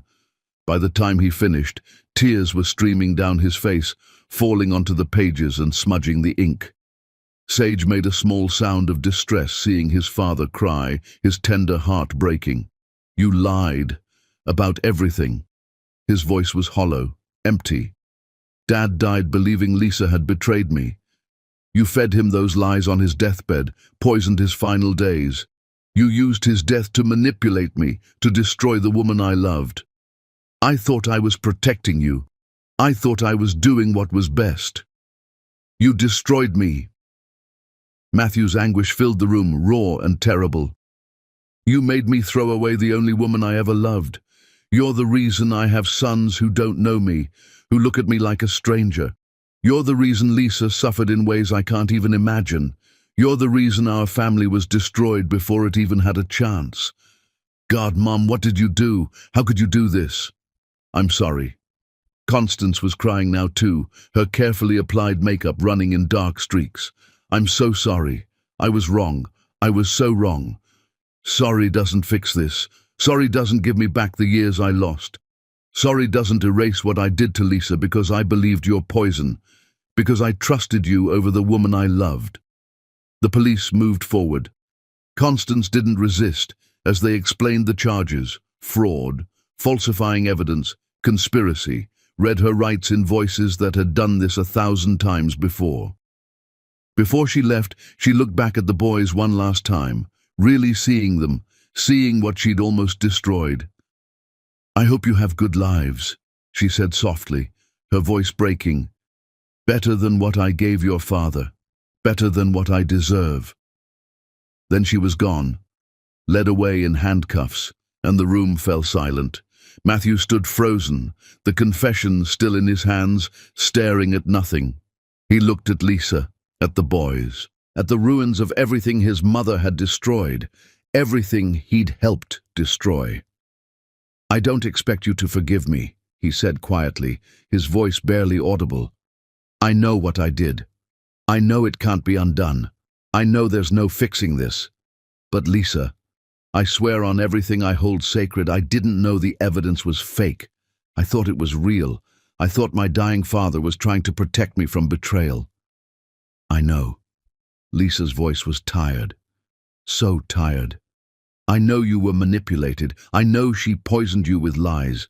But Matthew, you still made the choice to believe her instead of me. You still threw me out.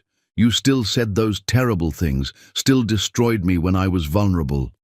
Your mother gave you the poison, but you chose to drink it.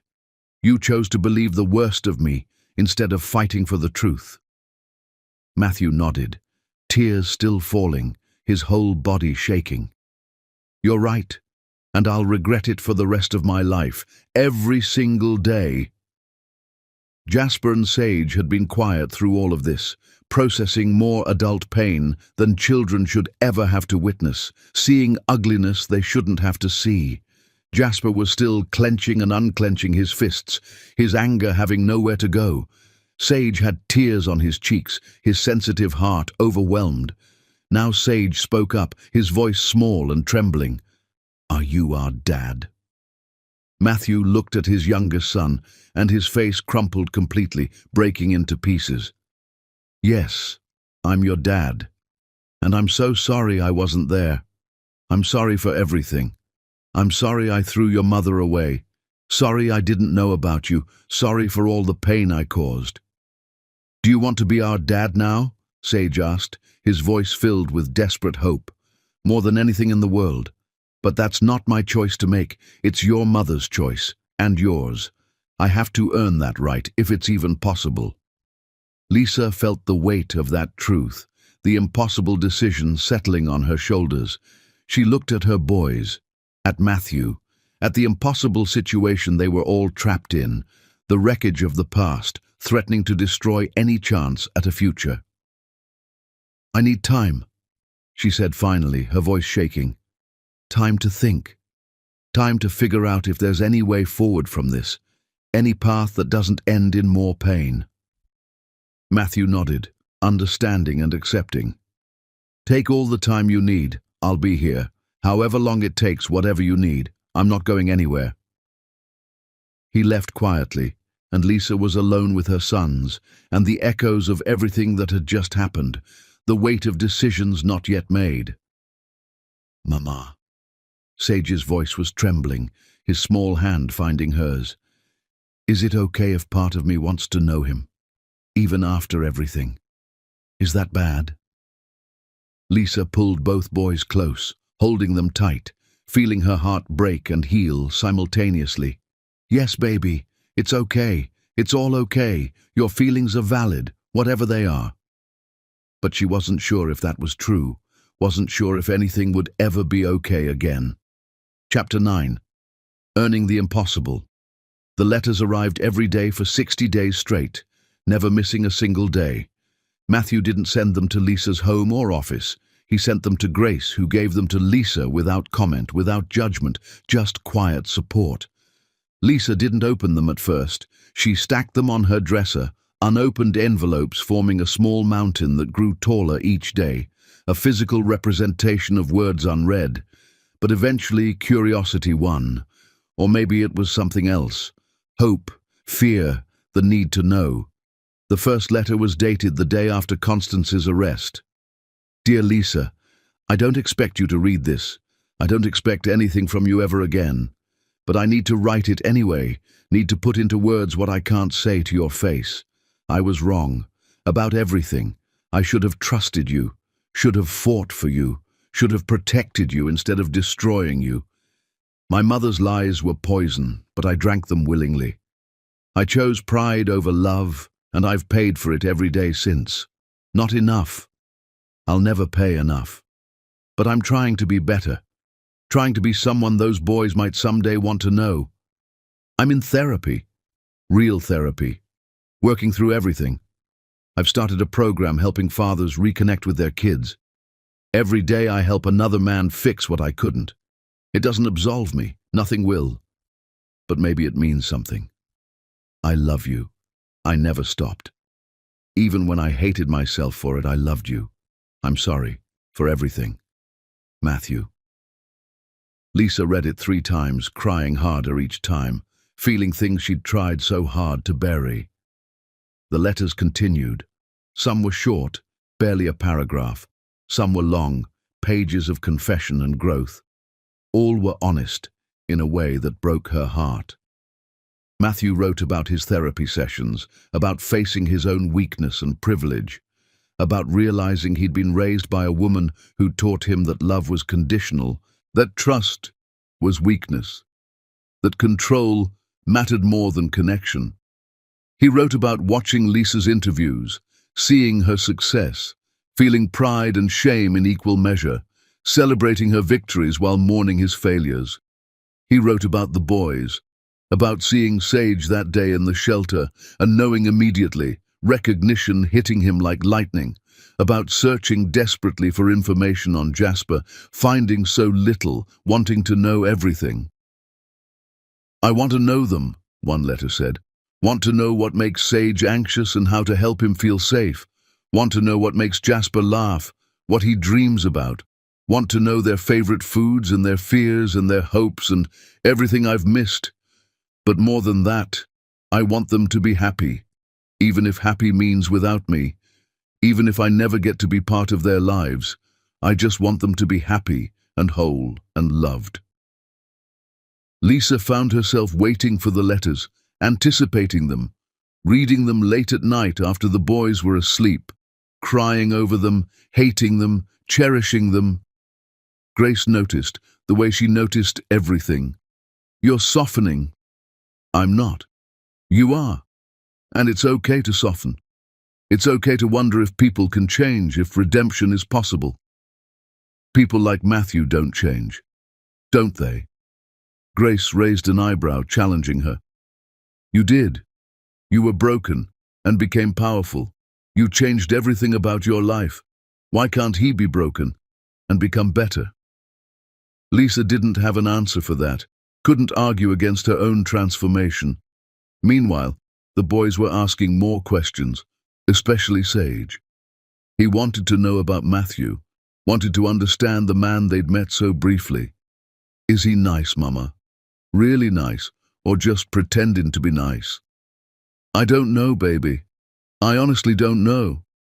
Can we see him again? Just to see, just to know. Not yet. Mama needs time to think. But Lisa was investigating. Quietly, carefully, she learned about Matthew's life now. The program he'd started, the men he was helping, the therapy he was attending, the work he was doing. She watched a video of him speaking at a conference for single fathers, watched him break down completely, talking about his sons, about his failures, about the cost of choosing pride over love. He looked different, older, humbler, broken in a way that seemed genuine, not performed. One day, Lisa drove to the shelter. She didn't go inside, didn't announce herself, just sat in her car, watching through the window as Matthew read to children, served meals, helped people who had nothing and needed everything. She watched him interact with a homeless father and his daughter, watched the kindness in his movements, the patience in his voice. Watched him wipe a child's tears and tie another's shoes and hand out sandwiches with genuine care. This wasn't the Matthew she'd known, the confident CEO who'd thrown her out without a second thought. This was someone else, someone damaged and trying desperately to heal, to become better. Lisa drove away without going inside, but something had shifted in her heart, some wall beginning to crack. That night, she finally responded to one of his letters. Just a few lines, but it felt monumental. Matthew, the boys want to meet you. Really meet you, not an accident in a shelter. I don't know if I'm ready for this. I don't know if I can trust you. But they deserve to know their father, even if he's late, even if he failed them before they were born.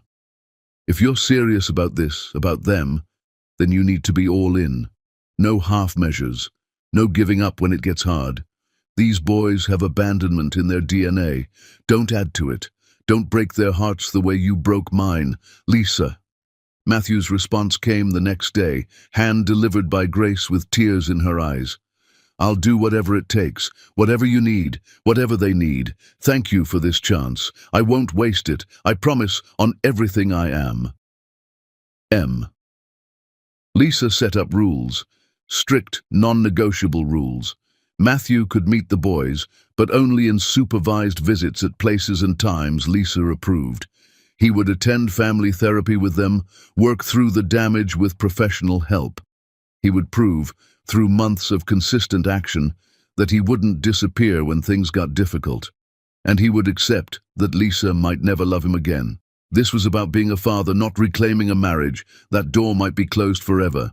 Matthew agreed to everything without hesitation, without negotiation. The first visit was at a park, neutral territory.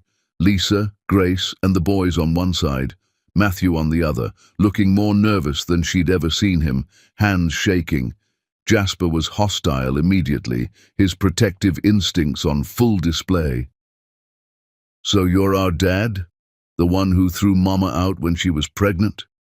Yes. Matthew didn't try to sugarcoat it, didn't make excuses. I'm your dad. And I made the worst mistake of my life when I didn't believe in your mother. Why should we believe in you? You shouldn't. Not yet. I have to earn that, and it might take years. Maybe forever. Matthew looked at both boys, tears already in his eyes. I don't expect you to forgive me. I don't expect you to love me.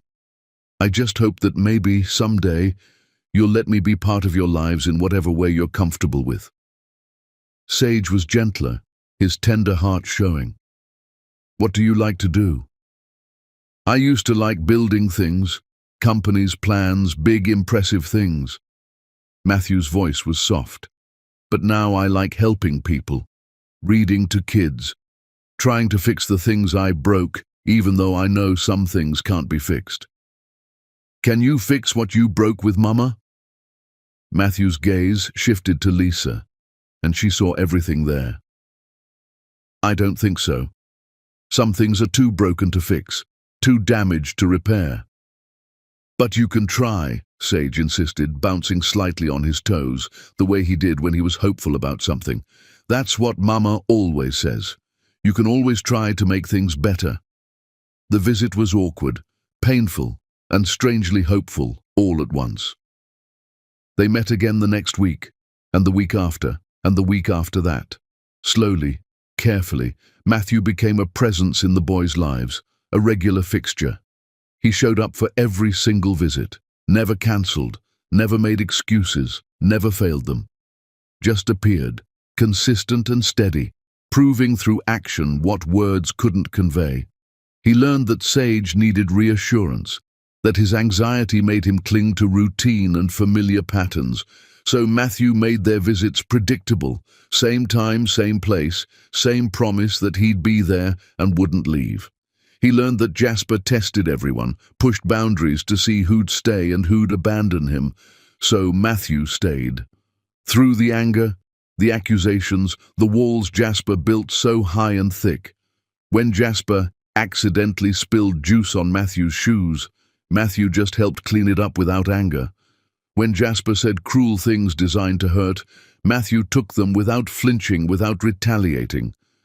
Lisa watched all of this from a distance, watched Matthew with their sons, and felt her heart do complicated, terrifying things. Months passed. The family therapy sessions were brutal, everyone facing old pain and new possibilities, digging into wounds that had never properly healed. "Do you still love Mama?" Sage asked Matthew during one particularly intense session. Matthew looked at Lisa, and his honesty was devastating, laying his heart bare. "Yes, I never stopped, but love isn't enough if there's no trust, and I broke that trust in ways that might never heal."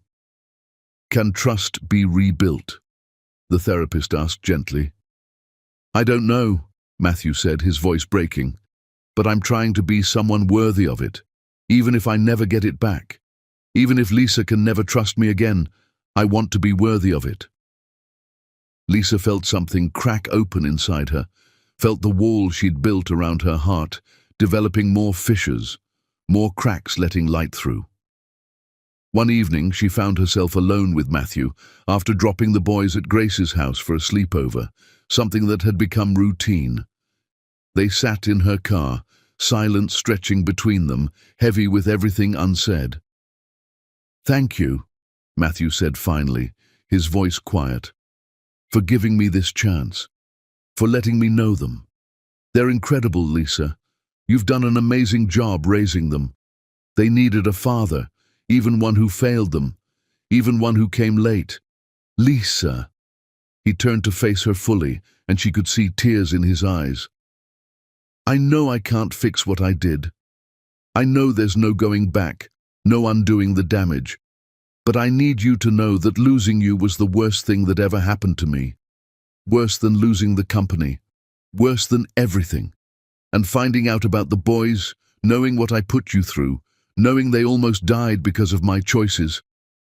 His voice broke completely. "I can't make it right. But I'm trying to be better. For them. For you. For myself." Lisa looked at this man who'd destroyed her and was now trying desperately to rebuild himself, to become worthy, and felt something terrifying blooming in her chest. "Hope. I don't know if I can trust you again," she whispered, her voice breaking. "I know. I don't know if I can forgive you. The hurt goes so deep. I know. But I'm willing to try. For them. Maybe for us. Maybe for the possibility of something I can't even name yet." Matthew's breath caught, his whole body going still. "What does that mean?" "It means we keep going, keep trying, keep showing up one day at a time." Lisa met his eyes, saw the desperate hope there. "It means I'm not ready to give up on the possibility that people can change, that redemption is real, that broken things can be rebuilt into something new." Matthew reached for her hand, hesitant, asking permission without words. Lisa let him take it, felt his warm, calloused hand close around hers, and in that moment, in her car under the streetlights, something impossible began to seem possible. Healing. Forgiveness. Maybe even love again, different than before, but no less real. But it would take time. Months, maybe years, maybe forever. And Matthew would have to earn every single moment, every touch, every piece of trust. Chapter 10. The Reunion. The therapist's office had become sacred ground. a place where impossible things happened slowly. Today was different. Today was the day they'd all been working toward for months. Lisa sat between her sons, Matthew across from them, and the therapist asked the question that would change everything. "Are you ready to be a family again?" Jasper spoke first, his voice carrying that protective edge that might never fully disappear. "I need to know he won't leave, that when things get hard, when we mess up or disappoint him, he won't just throw us away like he threw Mama away." Matthew leaned forward, his eyes locked on Jasper. "I can't promise I'll be perfect. I'll make mistakes, but I can promise I will never ever abandon you again. You want to test me? Test me every single day for the rest of my life. I'll still be here. I swear it." "What about Mama?" Sage asked quietly, his gentle heart showing. "Do you promise not to hurt her again?" "I will spend the rest of my life trying to heal what I broke, trying to be worthy of her." Matthew's gaze shifted to Lisa, and she saw everything laid bare. "Your mother doesn't need me. She's strong enough on her own, but I need her. I need all of you, and I will earn that need every single day, however long it takes." The therapist looked at Lisa. "What do you need from Matthew?" Lisa had thought about this question for months, through sleepless nights and endless doubts. "I need honesty, always, even when it hurts. I need you to fight for us instead of against us when things get difficult. And I need you to understand that trust is something you'll be building for the rest of your life, not something that comes back overnight." She paused, feeling tears build. "But I also need you to know that I'm ready to try, really try, to see if we can build something new from the ashes of what we lost." The session ended with a plan. They would move forward as a family, slowly and carefully, with continued therapy and constant communication. That evening, Lisa invited Matthew to dinner at her home. Their home, potentially, if this worked. The boys were nervous excited, Jasper reorganizing the silverware 3 times, counting forks and spoons obsessively. Sage practicing what he wanted to say to his dad, whispering words Lisa couldn't quite hear. Matthew arrived with flowers, his hands shaking as he held them out. Not as an apology, as a beginning, a new start for all of us. Dinner was chaotic in the best way. Jasper told exaggerated stories about school, complete with sound effects and wild gestures that knocked over his water glass. Sage showed Matthew every single drawing he'd made over the past months, explaining each one in careful, loving detail. Matthew helped clean up without being asked, moving through the kitchen like he belonged there. After the boys went to bed, Jasper fighting sleep as always, making excuses to get up, Sage going down easy after Matthew read him a story about brave princes. Lisa and Matthew sat on her back porch, the night quiet around them. "I've been thinking about what comes next," Matthew said, his voice nervous. "What comes next is we keep doing what we're doing, slowly, one day at a time." "I know. But Lisa, I need to say this. I need you to know." He turned to face her fully, taking both her hands. "I want to marry you again. Not now. Maybe not for years. But someday, when we've rebuilt everything, when you trust me again, when the wounds have healed enough, I want to stand in front of our sons and promise to love you the way I should have the first time. The way you always deserved." "Matthew, I know it's too soon to even talk about this. I know I have years of proving myself ahead, but I need you to know that's where I'm headed. Toward you, toward us, toward the family we should have been all along." "I can't promise we'll get there," Lisa whispered, her voice breaking. "I know, but I can promise I'll try. I'll try every day for the rest of my life." Lisa looked at this man who'd broken her and was now trying so desperately to heal them both, and made a choice that terrified her. She leaned forward and kissed him. It was gentle, tentative, tasting of tears and hope, and impossible second chances. Matthew's hand came up to cup her face, and she felt him trembling, felt his tears mixing with hers. When they pulled apart, both of them were crying, both breaking and healing at once. "We have so far to go," Lisa said, her forehead resting against his. "I'll walk every mile. I'll crawl if I have to, whatever it takes." Inside, they heard Sage call out, anxious from a nightmare. They both stood to go to him, moving together naturally, like they'd been doing this together all along. They sat on either side of Sage's bed, both comforting him, both present. Jasper appeared in the doorway, saw them together like a real family, and something crossed his face. Relief, hope, permission to believe. "Can Dad stay?" Sage asked sleepily, his nightmare already fading. Lisa looked at Matthew, saw the desperate hope he was trying to contain, the fear that she'd say no. "Yes," she said, her voice steady. "He can stay." Matthew stayed that night on the couch, not pushing for more than she was ready to give. In the morning, Lisa found him already up, making breakfast for the boys, humming softly, moving through her kitchen like he was trying to memorize every detail. This became their rhythm. Matthew stayed some nights, went home others.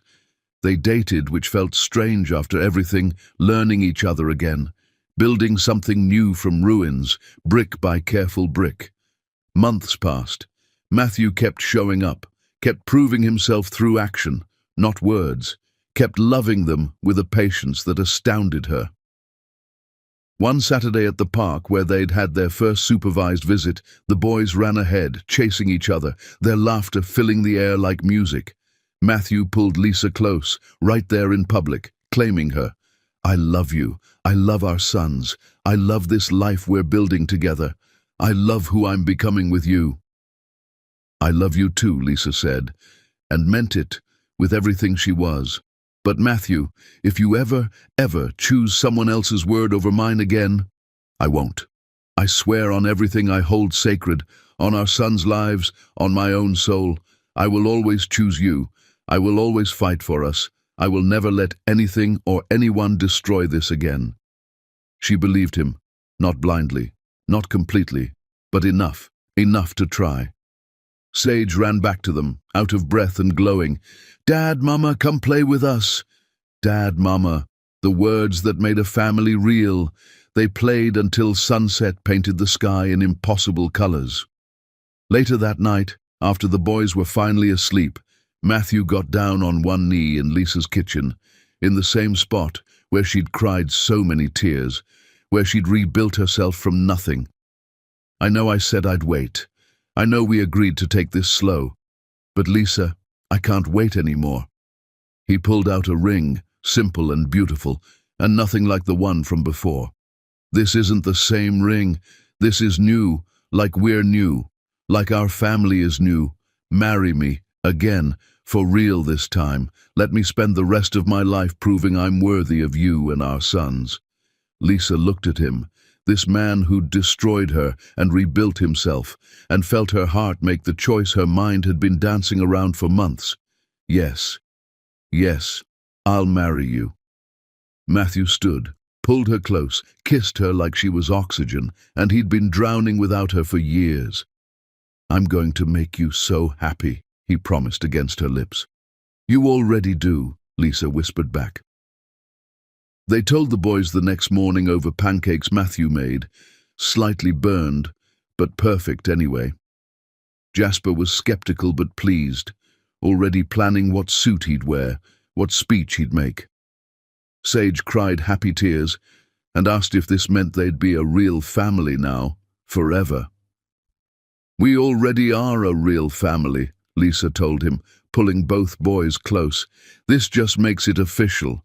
This is just the world catching up to what our hearts already know." The wedding was small and perfect. Just them, Grace, Dr. Thompson, and the people who'd helped them survive and rebuild. No expensive venue, no elaborate ceremony, just truth, just love. Just promises made with the full knowledge of how precious and fragile they were, how hard-won and deeply meant. When Matthew promised to love and cherish Lisa, His voice broke completely, tears streaming. When Lisa promised to trust and believe in him, she meant every word, felt them in her bones. And when they kissed, their sons cheered, and something that had been shattered years ago finally, beautifully, impossibly became whole again. The road ahead wouldn't be easy. They had years of healing still to do. Trust to rebuild daily, wounds to tend carefully. But they had time now. They had each other. They had their boys. And they had learned, through pain and perseverance, and the kind of suffering that breaks some people but forges others into something stronger, that love alone isn't enough. You need trust built brick by brick through consistent action. You need honesty, even when it hurts. You need people willing to fight for each other instead of against each other, willing to choose love when fear would be easier. You need second chances earned through years of proof, not promises. You need forgiveness that's given because it's deserved, because someone has truly changed, truly become worthy.